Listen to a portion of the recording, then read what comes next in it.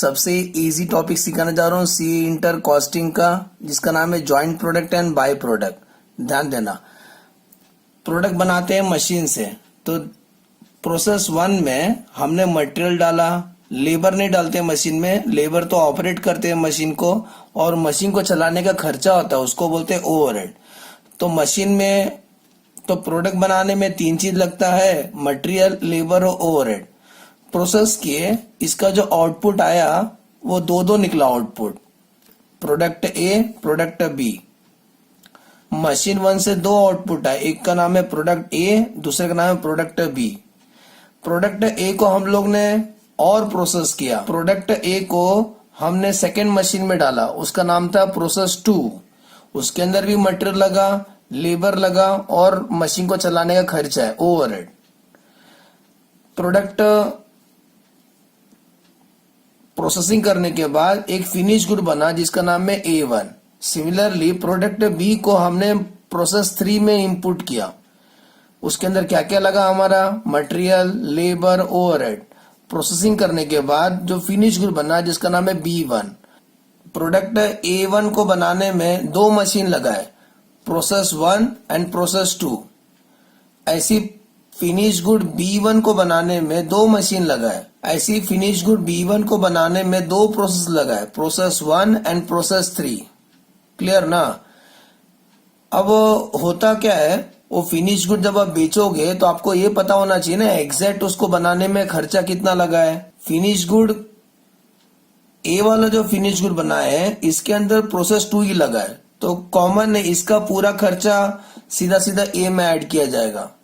ऐसे ही जब बी बना है तो बी में जो खर्चा लगा पूरा का पूरा बी में ऐड किया जाएगा। लेकिन प्रॉब्लम इधर आता है, प्रोडक्ट ए और प्रोडक्ट बी बनाए हो ना, उसके अंदर प्रोसेस 1 भी तो यूज हुआ है, लेकिन एक कॉमन यूज हुआ है। प्रोडक्ट ए बनाए हो तो उसके अंदर भी प्रोसेस 1 यूज हुआ है, और प्रोडक्ट बी बनाए हो उसके अंदर भी प्रोसेस 1 यूज हुआ है।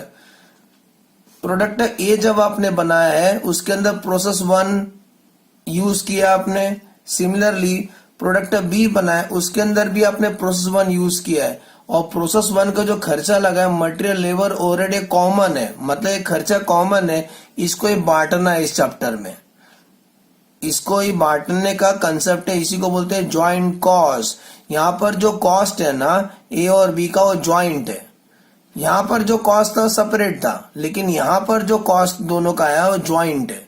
ये ज्वाइंट कॉस्ट को बांटना है। तो सुनो, जहां पर प्रोसेस 1 में से ए और बी निकले थे वो स्टेज को बोलते हैं split off stage. Red pen से लिखा हो, ध्यान देना ये सब पॉइंट, ठीक है ना, प्रैक्टिकल करने में काम आएगा। जहां पर प्रोसेस 1 से दोनों लोग अलग अलग हुए थे उसी को बोलते हैं स्प्लिट ऑफ स्टेज। तो स्प्लिट ऑफ स्टेज के पहले जो खर्चा था वो कॉमन खर्चा था, उसको बोलते हैं ज्वाइंट कॉस्ट, क्योंकि इसमें ए वाला का भी खर्चा है और बी वाला का भी खर्चा है। इसके अंदर फिनिश गुड ए का भी कॉस्ट है और इसके अंदर फिनिश गुड बी का भी कॉस्ट है, इसीलिए इसको बोलते हैं ज्वाइंट कॉस्ट। ये स्टेज को स्प्लिट ऑफ स्टेज बोलते हैं। तो इसके पहले का जो पीरियड रहता है उसको बोलते हैं प्री सेपरेशन कॉस्ट, और उसके बाद का जो पीरियड रहता है उसको बोलते हैं पोस्ट सेपरेशन कॉस्ट। याद रहेगा ना व्हाट इज प्री, याद रहेगा ना what is pre, what is post. Split of के पहले का जो पीरियड होता है उसको जॉइंट कॉस्ट या प्री सेपरेशन कॉस्ट बोलते हैं। स्प्लिट ऑफ के बाद का जो स्टेज होता है उसको पोस्ट सेपरेशन कॉस्ट या फर्दर प्रोसेसिंग कॉस्ट भी बोलते हैं। When 2 or more product are produced from the same basic raw material, देख रहे हो इसके अंदर सेम बेसिक रॉ मटेरियल लगा था। जैसा बिस्किट बनाते हैं मैदा से, जैसा बिस्किट बनाते हैं मैदा और शक्कर से, तो मैदा और शक्कर प्रोसेस 1 में डाल दिए, लेकिन इसमें से दो टाइप का बिस्किट बनाया आपने, एक का नाम था ए, एक का नाम था बी, और दोनों का मार्केट में वैल्यू है, ठीक है ना। तो क्या लिखा है, when 2 or more product are produced from the same basic raw material, उसमें रॉ मटेरियल सेम लगता है, same basic raw material, and are almost equal value. एक पॉइंट इंपॉर्टेंट है, दोनों का इंपॉर्टेंस, दोनों का इक्वल इंपॉर्टेंस है, इसी को बोलते हैं ज्वाइंट प्रोडक्ट। मतलब यहाँ पर इसको ज्वाइंट प्रोडक्ट बोलेंगे, ए और बी को, दोनों का इक्वल इंपॉर्टेंस है। सर इंडस्ट्रीज में किधर होता है ऐसा, ऑयल रिफाइनिंग इंडस्ट्रीज होते हैं, तो कच्चा तेल को प्रोसेस करके वो लोग पेट्रोल बनाते हैं, उसी में से डीजल बनाते हैं, उसी में से केरोसिन बनाते हैं। मुंबई की अब से बता रहा हूँ, पेट्रोल का मुंबई में रेट है 75, डीजल का है 65, केरोसिन का है 35। ऐसा नहीं बोलूंगा पेट्रोल महंगा है तो पेट्रोल बिकता है, पेट्रोल भी बिकता है, डीजल भी बिकता है, केरोसिन भी बिकता है, लेकिन तीनों एक ही चीज से बनता है, क्रूड ऑयल से बनता है। तीनों के लिए जो मटेरियल रहता है वो सेम रहता है, मतलब क्रूड ऑयल डालेंगे, प्रोसेसिंग करेंगे तो उसमें से पेट्रोल निकलेगा, डीजल निकलेगा, केरोसिन निकलेगा, तीनों का इंपॉर्टेंस इक्वल होता है। इसी को बोलते हैं जॉइंट प्रोडक्ट। समझा जॉइंट प्रोडक्ट क्या होता है? तीनों का इक्वल इंपॉर्टेंस होता है। ऐसा नहीं कि केरोसिन 35 रुपीज का है तो इसीलिए केरोसिन नहीं बिकता है, केरोसिन भी बिकता है, पेट्रोल भी बिकता है, डीजल भी बिकता है। ओके, सेम बेसिक रॉ, तो ये बात ध्यान देना, सेम बेसिक रॉ मटेरियल से बनता है और जॉइंट प्रोडक्ट का इक्वल इंपॉर्टेंस होता है, कोई किससे कम नहीं है, मार्केट में सब बिकता है। ठीक है ना? तो सर बाय प्रोडक्ट किसको बोलते हैं? What is by product? तो ध्यान देना, अब आते हैं बाय प्रोडक्ट किसको बोलते हैं। By product are incidental, by product are incidental waste arising, ये वेस्ट होता है, वेस्टेज होता है। प्रोडक्ट जब बनाते हैं तो उसमें वेस्टेज होता है, waste arising during the course of the manufacture of the main product. जब आप मेन प्रोडक्ट बनाते हो ना, उसके अंदर कुछ वेस्टेज निकलता है, अगर वो वेस्टेज बिकता है तो बेचो। हमारा मकसद वेस्टेज बनाने का नहीं था, हमारा मकसद मेन प्रोडक्ट बनाने का है। वेस्टेज तो गलती से निकलता है, वो होता ही है ना, कंपनी का मेन मकसद होता है मेन प्रोडक्ट बनाने का, वेस्टेज तो होगा ही ना। तो वेस्टेज को बेच के जो पैसा रिकवर होता है उसी को बोलते हैं बाय प्रोडक्ट। सर एग्जांपल दो, industries main product, by product. जो कंपनी शक्कर बनाती है, शुगर उनके लिए मेन प्रोडक्ट है, तो मोलेसेस उनके लिए by product. What is molasses? Sir ये वाइन इंडस्ट्रीज वाले यूज करते हैं। मोलेसेस कौन यूज करते हैं? सर ये वाइन इंडस्ट्रीज वाले यूज करते हैं। ओके, तो अगर शक्कर अगर 40 रुपीज केजी बिकेगा तो मोलेसेस कंपनी 2 रुपए किलो में बेच देती है, क्योंकि उनका मकसद मोलेसेस बनाने का नहीं होता है। ये वेस्टेज से वाइन बनता है तो हम नहीं बनाएंगे, जिसको चाहिए लेके जाओ, तो वाइन इंडस्ट्रीज लेके जाते हैं। तो ये हमारे लिए बाय प्रोडक्ट है, मिला तो भी ठीक, नहीं मिला तो भी ठीक, हमें कोई टेंशन नहीं आएगा, क्योंकि हमारा मेन मकसद ये बनाने का नहीं है। शक्कर बनाने वाली कंपनी को मेन मकसद होता है शक्कर बनाने का। ऐसी जो कंपनी कॉटन बनाती है उनका मेन मकसद है कॉटन बनाने का। कॉटन इंडस्ट्रीज का मेन मकसद है कॉटन मैन्युफैक्चर करने का, लेकिन जो कॉटन सीड होता है वो उनके लिए बाय प्रोडक्ट है, ये सेल कर देते हैं। सर इसे क्या बनाते हैं लोग? ऑयल बनाते हैं, ऑयल। ओके, हम नहीं बनाएंगे, जिसको बनाने का बनाएंगे। ठीक है ना? जो राइस मिल होते हैं उनके लिए मेन प्रोडक्ट होता है राइस, लेकिन जो राइस का जो छिलका वगैरह होता है जिसको बोलते हैं हस्क, ये एनिमल्स के लिए काम आता है, एनिमल का खाना है। ओके, तो वेस्टेज है, अगर किसी को चाहिए तो हम देंगे उनको सस्ते में। तो एज्यूम करता हूँ जॉइंट प्रोडक्ट बाय प्रोडक्ट समझा।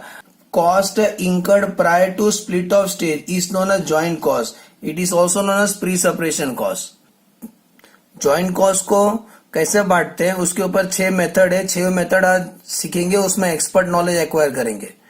Okay, apportionment of joint cost over joint product के ऊपर 6 मेथड है। फर्स्ट करेंगे physical unit method, second net realisable value at a split off point, third market value at a separation point method, fourth market value after further processing method, fifth average cost method, and the last contribution margin method. तो line से करते हैं, ध्यान देना।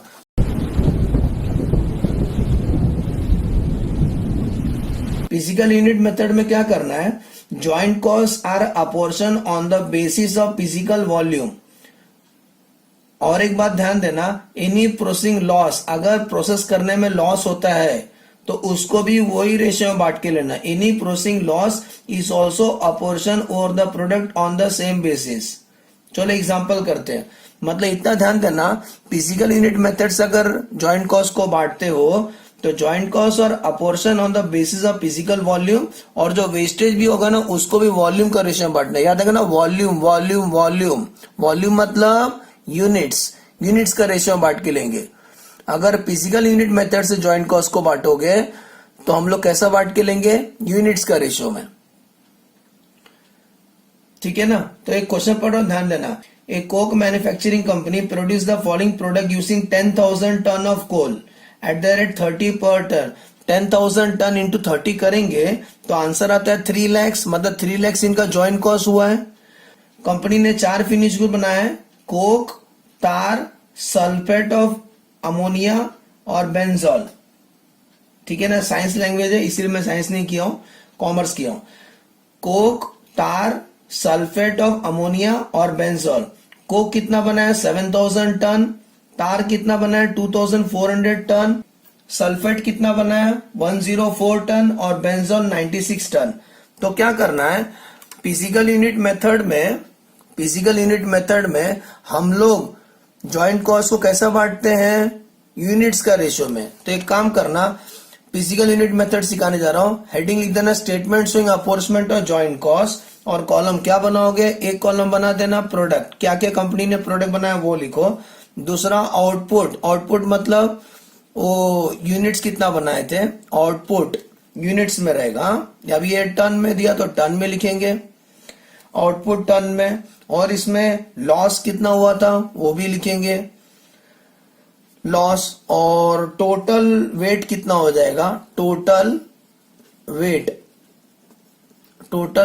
और last में आपका joint cost. Main मकसद हमारा जॉइंट कॉस्ट को बांटना है, और खर्चों कैसा बांट के ले अपन शेयर करना है, बंटवारा करना है। गलत बांटोगे तो आपका मार्क्स को भी बांट दिया जाएगा। तो ये बताओ, कंपनी ने 4 प्रोडक्ट बनाए, एक का नाम है कोक, बरोबर, सेकेंड का नाम है तार, थर्ड का नाम है सल्फेट, और फोर्थ क्या बनाया कंपनी ने, बेंजोल। अच्छा, आउटपुट मतलब यूनिट्स कितना बनाया, कोक कितना बनाया देखो 7000 बनाया, तार कितना बनाया 2400 टन बनाया, सल्फेट कितना बनाया 104, और बेंजोल कितना बनाया 96। इन सबको ना टोटल कर लेना, 7000 प्लस 2400 प्लस 104 प्लस 96 टोटल आता है 9600। याद करो इनपुट कितना डाले थे मशीन में, 10,000 ना, 10,000 इनपुट डालने से 9600 आउटपुट आया, तो बाकी लॉस हुआ ना, तो स्टूडेंट लॉस कितना हुआ 400। सबको समझा 400 कैसा आया, 10,000 माइनस 9600, 10,000 इनपुट जो क्वेश्चन में दिया था और आउटपुट 9600, तो लॉस कितना हुआ 400। तो लॉस को भी सब लोग शेयर कर लेंगे, किस रेशो में सर, यही रेशो में शेयर करने का। तो इसी को रेशो पकड़ लो। तो कैसे करना, क्रॉस मल्टीप्लाई करने का। कैसे सर, कैल्शियम में चेक करो, लिखो आप भी, कैल्शियम में लिखो और चेक भी कर लो। 400 इंटू 7000 डिवाइड बाय 9600 करो तो आपको लॉस आएगा 292। समझा। सेकंड देखो, 400 इंटू 2400 डिवाइड बाय 9600, आंसर आएगा 100। Third, 400 into 104 divide by 9600, answer आएगा 4।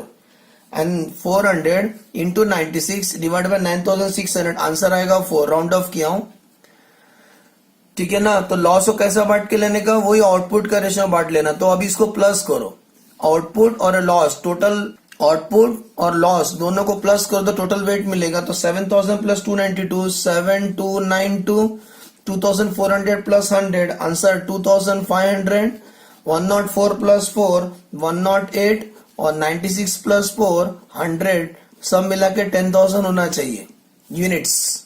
और ये बताओ, स्टार्टिंग में दिया था ना ज्वाइंट कॉस्ट कितना हुआ 10,000 टन एट द रेट 30, तो 10,000 इंटू 30 करोगे तो आंसर आता है 3 लाख। क्या है, जो 3 लाख है ना ज्वाइंट कॉस्ट है, इसी को बांटना है ये चारों में, क्योंकि ये इनपुट एक था, आउटपुट 4 निकला, तो 3 लाख को कैसे शेयर करेंगे।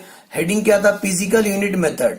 फिजिकल यूनिट मेथड ये है, तो ये 3 लाख को ये रेशियो में बांटना, समझ में आ रहा है। तो कैसे लिखोगे, 3 lakh into 7292 divide by 10,000, cross multiply करने का, सुने ना, cross multiply. 3 lakh into 7292 divide by 10,000, answer आएगा 2,18,760। चलो सेकंड करते हैं, 3 लाख इंटू 2,500 डिवाइड बाय 10,000, मतलब ये हमेशा डिवाइड करने का, आंसर आता है 75,000। चलो थर्ड करते हैं, 3 lakh into 108 divide by 10,000, answer आता है 3240।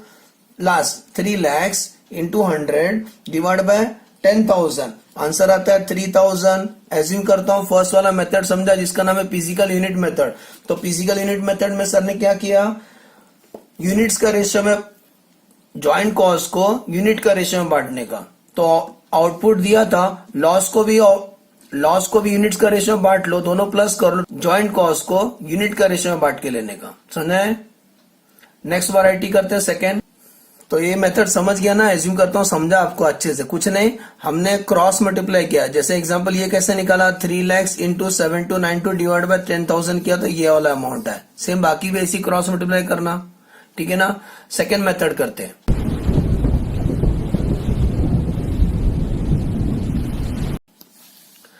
सेकेंड मेथड का नाम है net realisable value at a split off point. Net realisable value at a split off point में क्या करना है? सोचो कंपनी ने 3 प्रोडक्ट बनाया, ये डायग्राम याद करो, मशीन में इनपुट डाला, 2 प्रोडक्ट बना, फिर बाद में उसको सेकेंड मशीन में प्रोसेस किया, उसको थर्ड में प्रोसेस किया, तो इसको सेल किया ना, तो ये जो सेलिंग प्राइस है वो लेने का, इसका ये सेलिंग प्राइस लेने का, A1 का सेलिंग प्राइस और B1 का सेलिंग प्राइस। देखो तो यहाँ क्या लेना है आपको, तो यहाँ पे क्या लेना है, सेलिंग प्राइस, सुन रहे हो, selling price after further processing. Processing करने के बाद उसका सेलिंग प्राइस क्या है, उसमें से मार्जिन लेस करो। 3 चीज लेस करना है आपको, उसमें से 3 चीज लेस करना है, याद कर लेना अच्छे से। एक तो प्रॉफिट मार्जिन लेस करना है, second selling and distribution expense less करना है, और third post split off cost. याद करो, पोस्ट, प्री वाला नहीं, पोस्ट स्प्लिट ऑफ के बाद जो खर्चा किया रहेगा एडिशनल सेपरेट मशीन का, वो लेस करने का। जो आंसर आएगा उसी को बोलते हैं net realisable value. Joint cost को वो रेशियो में बांटेंगे। ओके, चलो एक एग्जांपल करते हैं। तो एक क्वेश्चन पढ़ रहा हूं, ध्यान देना। In processing of basic raw material, 3 joint product P, Q, R are produced after incurring joint cost of 5,10,000। मिला, स्टार्टिंग में लिखा है 5,10,000 is the joint cost। All the 3 product are processed further after separation and sold as follows। देखो सबका selling price दिया है, P, Q, R output दिया units में 10,000, 20,000, 30,000, सेलिंग प्राइस दिया 30, 20, 10, फर्दर प्रोसेसिंग कॉस्ट दिया और प्रॉफिट परसेंट दिया है। आपको ज्वाइंट कॉस्ट को बांटना है। हेडिंग लिख देना, statement showing opportunity joint cost. 3 product बनाया कंपनी ने, P, Q, R। सबसे पहले क्या लिखना, sale value after further processing ना। ये बताओ P वाला प्रोडक्ट कितने का बेचते कंपनी, 10,000 इंटू 30 करो, आंसर आता है 3 लाख। समझ में आ रहा है, 10,000 इंटू 30। ऐसी Q का सेलिंग प्राइस 20,000 इंटू 20 करो, आंसर आएगा 4 लाख रुपीज का बेचा Q वाला। R कितने का बेचा, 30,000 इंटू 10, 30,000 इंटू 10, आंसर 3 लाख का सेल किया। सेलिंग प्राइस आ गया तीनों प्रोडक्ट का। क्या लेस करना है इसमें से, मार्जिन। ये बताओ प्रॉफिट कितना परसेंट दिया, P में 10%, Q में 20 और R में 30। प्रॉफिट सेल्स का परसेंटेज है, तो इसका 10% निकालो, तो आंसर आएगा 30,000। समझा? इसका कितना परसेंट निकालोगे, 20%, तो 4 लाख का 20%, आंसर आएगा 80,000। और इसका कितना निकालोगे, 30%, तो 3 लाख का 30%, 3 लाख का 30%, 90,000 आएगा। समझा है कैसा निकाला? प्रॉफिट किसका परसेंट होता है, सेल्स का परसेंट होता है। सेलिंग एंड डिस्ट्रीब्यूशन एक्सपेंस कितना दिया देखो क्वेश्चन में, 13,500, Q का 16,000, R का 10,500, ठीक है ना। प्रॉफिट माइनस कर देना, selling and distribution expense minus कर देना। और क्या लेस करना, तीसरा post split off cost, that is for the processing cost. देखो कितना दिया है, 10,000, for the processing cost 7 rupees है, तो 10,000 इंटू 7 कर देना, आंसर आएगा 70,000। ऐसी Q का 6 पर यूनिट दिया है ना, तो 20,000 इंटू 6, 6 2 जा 12, आंसर आएगा 1,20,000। और R का कितना दिया है, 2 ना, तो 30,000 इंटू 2, 30,000 इंटू 2, 60,000। समझ में आ रहा है? ये सब रेडीमेड दिया था क्वेश्चन में, प्रॉफिट परसेंटेज में दिया था, ये दोनों दिया था, सीधा सीधा माइनस कर दो। अब सेल वैल्यू में प्रॉफिट, सेलिंग और खर्चा पोस्ट वाला सब माइनस करने के बाद उसको बोलने का नेट रियलाइजेबल वैल्यू। तो 3 लाख माइनस 30,000 माइनस 13,500 माइनस 70,000, 1,86,500। ऐसी Q का माइनस कर दो, आंसर आएगा 1,84,000। और R का माइनस करो, 1,39,500 आएगा। और गुड न्यूज ये है, तीनों को प्लस करोगे तो ज्वाइंट कॉस्ट मिल गया 5,10,000, और ज्वाइंट कॉस्ट 5,10,000 था ना, तो बांटोगे तो यही आंसर आएगा। बोलो समझ में आया? चेक कर लो, तीनों को प्लस करोगे ना तो आपको 5,10,000 आएगा, और क्वेश्चन में ज्वाइंट कॉस्ट भी तो 5,10,000 दिया था स्टार्टिंग में, ठीक है ना? तो याद रहेगा, net realised value to split off point बोलेंगे तो कैसे बांटोगे? Sale value after further processing, उसमें 3 रट्टा मार लो, 3 माइनस करना है, प्रॉफिट, सेलिंग और पोस्ट खर्चा। अभी हम करेंगे थर्ड वाला वैरायटी।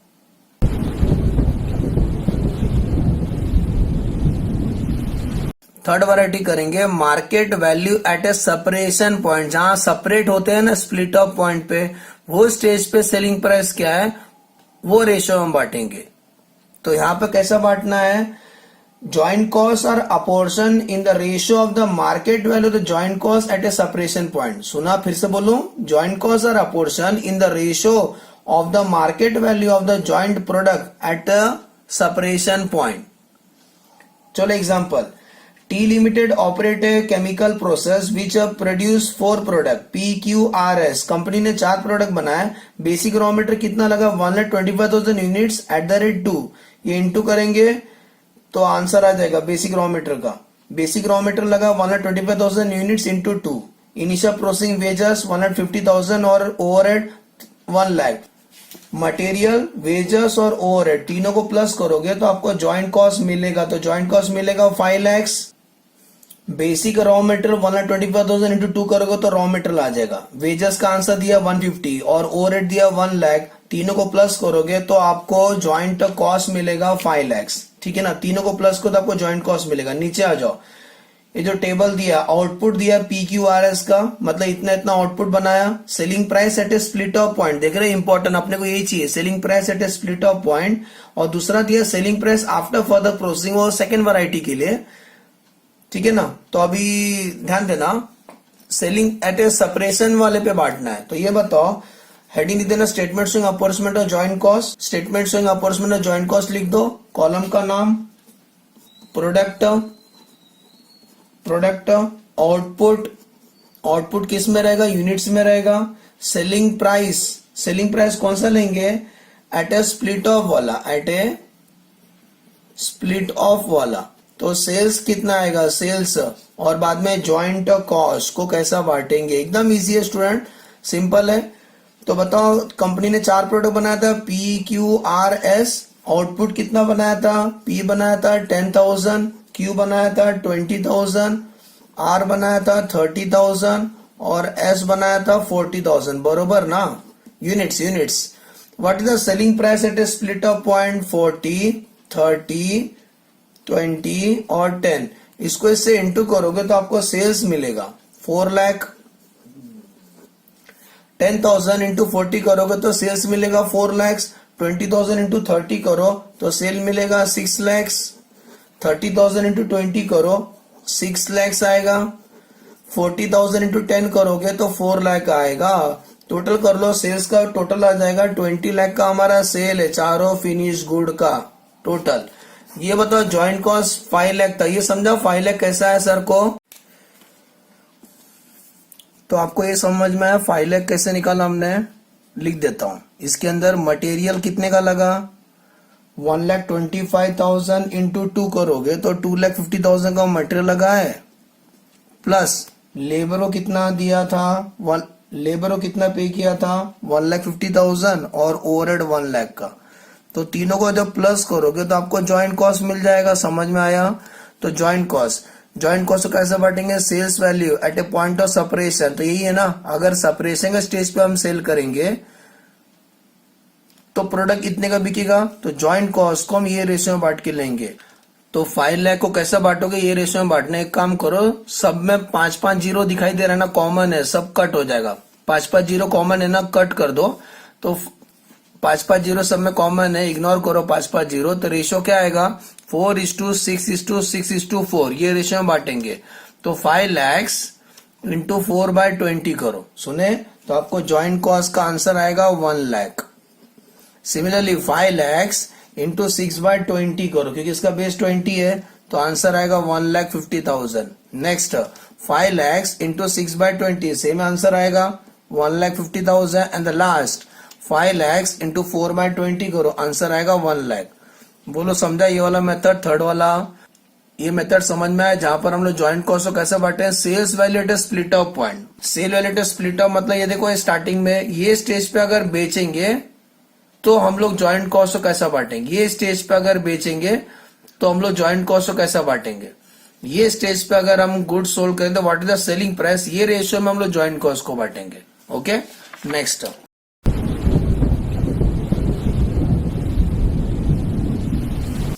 नेक्स्ट मेथड करेंगे मार्केट वैल्यू आफ्टर। ये देखो आफ्टर फर्दर प्रोसेसिंग वाला कंसेप्ट है, आफ्टर फर्दर प्रोसेसिंग वाला मेथड है। तो आ जाओ सेम क्वेश्चन में, सुनो सेम क्वेश्चन में दो सेलिंग प्राइस दिया था ना, एक selling price at a split off दिया था, दूसरा selling price after further processing दिया था। अभी सेकंड डॉलर लेंगे, selling price after further processing. Okay, तो कॉलम सब सेम लिख देते हैं, कॉलम सब सेम लिखेंगे। एक कॉलम में रहेगा प्रोडक्ट, सेम जो ऊपर लिखे थे प्रोडक्ट, आउटपुट, सेल्स प्राइस। लेकिन सेल प्राइस अभी कौन सा लेंगे? अभी यार सेल प्राइस हम कौन सा लेंगे? आफ्टर फर्दर प्रोसेसिंग वाला, आफ्टर फर्दर प्रोसेसिंग वाला लेंगे। सेल्स सर्च करेंगे फिर और बाद में ज्वाइंट कॉस्ट को बांटेंगे सेल्स का रेशियो में। ठीक है ना? 4 प्रोडक्ट कंपनी ने बनाया है, पी, क्यू, आर और एस। ये बताओ आउटपुट कितना बनाया था? 10,000, सेम 20,000, 30,000 और 40,000। सेलिंग प्राइस फर्दर प्रोसेसिंग वाला लेना है तो वो कितना है? 70, 65, 40 और 20। इसको इससे इंटू करो तो आपको सेल मिलेगा। तो 10,000 इंटू 70 आंसर आएगा 7 लाख। 20,000 इंटू 65 आंसर आएगा 13 लाख। 30,000 इंटू 40 आंसर आएगा 12 लाख। 40,000 into 20 answer 8 lakh. सबको प्लस कर देना, आपको सेल्स वैल्यू मिलेगा। तो what is the sales value? ये स्टेज पे 40 लाख का आपका सेल होगा। और याद करो अपना ज्वाइंट कॉस्ट कितना जो ऊपर लिखे थे 5 लाख, यही सेम लिखेंगे ज्वाइंट कॉस्ट, क्योंकि सेम क्वेश्चन सॉल्व कर रहे हैं फिर से। 5 लाख, सेम वही लॉजिक, 5 जीरो कम कर दो सबका, तो रेशियो क्या बनेगा? 7:13:12:8। ये रेशियो में बांटेंगे 5 लाख को। तो कैलसी में लिखो, चेक भी कर लो आप लोग, आप कैलसी में चेक भी कर लेना। 5 लाख लिखा, 5 लाख लिखो, 5 लाख इंटू 7 डिवाइड बाय 40 करो, आंसर आएगा 80। 5 लाख इंटू 7 डिवाइड बाय 40 करो, आंसर आएगा 87,500। नेक्स्ट 5 लाख इंटू 13 बाय 40 करो, आंसर आएगा 1,62,500। 5 लाख इंटू 12 बाय 40 आंसर आएगा 1,50,000। And last 5 lakh into 8 by 40, 5 lakh into 8 by 40 answer आएगा 1 लाख। ओके, समझ में आया फोर्थ वाला मेथड? अब हम करेंगे फिफ्थ मेथड।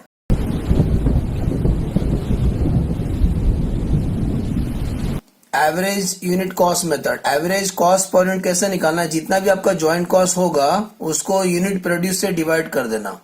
जितना भी आपका ज्वाइंट कॉस्ट होगा उसको टोटल नंबर यूनिट से डिवाइड कर देना, आपको एवरेज कॉस्ट पर यूनिट आएगा। बाद में उसको पर यूनिट, बाद में उसको यूनिट से इंटू करना। Example pre separation joint cost 1,20,000 दिया है।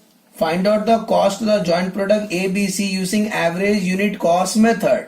प्री सेपरेशन कॉस्ट 1,20,000 दिया, कंपनी ने 3 प्रोडक्ट बनाए ABC, 2,000, 800, 1,200। तो सुनो, एवरेज कॉस्ट पर यूनिट कैसे निकालना? What is the joint cost given in the problem? 1,20,000 दिया था, बरोबर रुपीस को न्यूमरेटर में लिखने का, डिवाइड बाय यूनिट्स कितना बनाया, तीनों मिला कितने यूनिट्स बनाया? 4,000 यूनिट्स बनाया था हमने। तो 1,20,000 को 4,000 से डिवाइड करो आप, तो आंसर आएगा पर यूनिट, तो पर यूनिट आएगा 30 पर यूनिट। क्लियर क्या? 30 पर यूनिट ज्वाइंट कॉस्ट है, मतलब एक पीस में, एक पीस का कॉस्ट है 30 रुपीस। तो अकॉर्डिंगली 4 कॉलम बना देना, product, units, average cost, joint cost, apportion. 3 product बनाया था हमने ABC। यूनिट्स कितना बनाया था? A बनाया था 2,000 यूनिट्स, B बनाया था 800 और C बनाया था 1,200। What is the average cost जो अभी कैलकुलेट किया था? 30 ना, 30 से इंटू करने का, 30 पर यूनिट, तो 2,000 इंटू 30 आंसर आएगा 60,000। नेक्स्ट 800 इंटू 30 आंसर आएगा 24,000। 1200 इंटू 30, 1200 इंटू 30, आंसर आएगा 36,000। जादू सब प्लस करोगे तो ज्वाइंट कॉस्ट मैच होना चाहिए, नहीं तो रॉन्ग सॉल्व किए हो। याद करो ज्वाइंट कॉस्ट 120,000 दिया था ना, याद रहेगा ना। एवरेज यूनिट कॉस्ट मेथड में क्या करना है, जितना भी ज्वाइंट कॉस्ट है divide by total number unit से डिवाइड करना। एक यूनिट का कॉस्ट आएगा तो जितना यूनिट बना रहेगा उससे इनटू कर देना, हो गया। लास्ट मेथड करते हैं आज का, जिसका नाम है contribution margin method.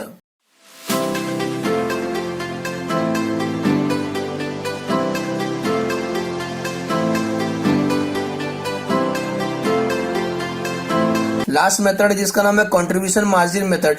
Contribution margin method में क्या बातें ध्यान देने का, जितना भी ज्वाइंट कॉस्ट होगा ना उसमें वेरिएबल और फिक्स को अलग अलग करो। जो खर्चे वेरिएबल होते हैं उसको वॉल्यूम का रेशियो बांटो, वॉल्यूम मतलब यूनिट्स का रेशियो बांटो, और जो खर्चे फिक्स्ड होंगे उसको कंट्रीब्यूशन का रेशियो बांटो। एकदम इजी है, याद करके जाना। वेरिएबल को मैचिंग वी वेरिएबल को वॉल्यूम में बांट देना और फिक्स को कंट्रीब्यूशन में बांटना। चलो एग्जाम्पल पढ़ते हैं। एक company find out the cost of the joint product A and B using contribution margin method from the following data. सेल्स दिया देखो, A 200 पीस बेचे at the rate 120 per unit, B 240 units at the rate 60 per unit. Joint cost में देखो variable और fix दिया है, variable दिया 17,600 और फिक्स कॉस्ट दिया 15,600। ठीक है ना, एकदम इजी है। तो दो कंपनी प्रोडक्ट बना रहे हैं, प्रोडक्ट है ए और प्रोडक्ट है बी। अच्छा यूनिट्स ऊपर ही लिख देता हूं।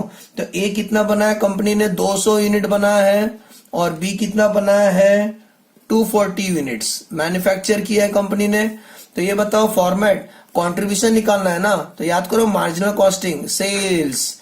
ये बताओ सेलिंग प्राइस, ए कितने का बेचते हैं, एट द रेट 120 का, और बी एट द रेट 60 का। तो 200 इंटू 120 करोगे तो आपको सेल आएगा 24,000 का, एंड 240 इंटू 60 बी का सेल्स आएगा 14,400। ये समझा, units into per unit, units into per unit. Sale में से क्या लेस करने का, वेरिएबल कॉस्ट।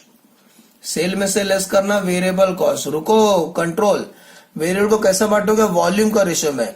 मतलब वेरिएबल कितना दिया था क्वेश्चन में, 17,600 ना, तो 17,600 को कैसे बांटोगे, ये रेशियो में बांटने का, 200:240 का रेशियो में बांटने का। 17,600 इंटू 200 डिवाइड बाय 440, तो आएगा आंसर 8,000। समझ में आया। 17,600 को यूनिट का रेशियो में बांटो, तो 17,600 into 200, 17,600 into 200 divide by 440, answer आएगा 8,000।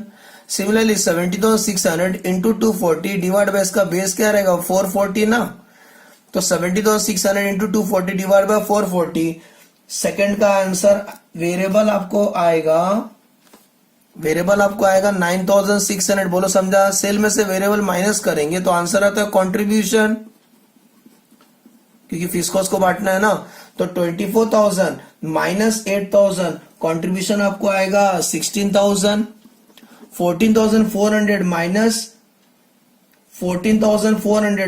9,600, आंसर आएगा 4,800। अब किसको बांटना है सर, फिक्स कॉस्ट को बांटना है, less fix cost, fix cost को बांटना है।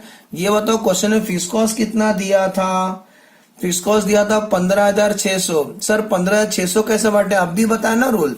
फिक्स कॉस्ट को कैसे बांटना है, कंट्रीब्यूशन का रेशियो में बांटना है। This is the contribution ratio. 0 भूल जाओ तो रेशियो क्या लिखोगे, 160:48 का रेशियो में बांट देना। 160 प्लस 48 करोगे तो 208 आएगा। तो चेक कर लो, 15,600 इंटू 160 डिवाइड बाय 208, आंसर आता है 12,000। समझ में आ रहा है, चेक कर लो, 12,000। Similarly next 15,600 into 48 divide by 208, answer आता है 3,600।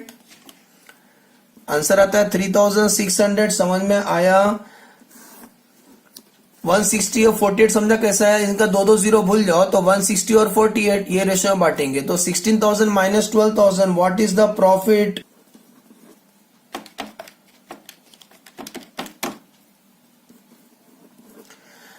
सुनो तो वापस बोलता हूं, यहाँ ज्वाइंट कॉस्ट को कैसा बांटा, वेरिएबल को बांटेंगे वॉल्यूम को रेशियो में, फिक्स कॉस्ट को बांटेंगे कंट्रीब्यूशन रेशियो में। ये क्या बांट दिया ना, वेरिएबल को यहाँ बांट दिया, फिक्स को इधर बांट दिया, हो गया। तो एज्यूम करता हूँ जॉइंट प्रोडक्ट और बाय प्रोडक्ट का कंसेप्ट और जॉइंट कॉस्ट के ऊपर 6 मेथड समझ में आया। इसके ऊपर टिपिकल से टिपिकल प्रॉब्लम स्टडी मटेरियल से और पास पेपर हम लोग नेक्स्ट लेक्चर में करेंगे। वीडियो को ज्यादा से ज्यादा अपना फ्रेंड के साथ शेयर करें ताकि उनको भी ऐसा वीडियो का बेनिफिट मिले और कंसेप्ट क्लियर हो जाए उनका।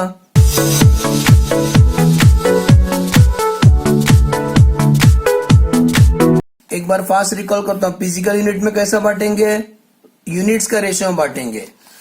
Net realised value at a split up point में क्या क्या लेस करोगे, selling price after further processing में से 3 चीज लेस करना, प्रॉफिट, सेलिंग एक्सपेंस और पोस्ट स्प्लिट ऑफ कॉस्ट।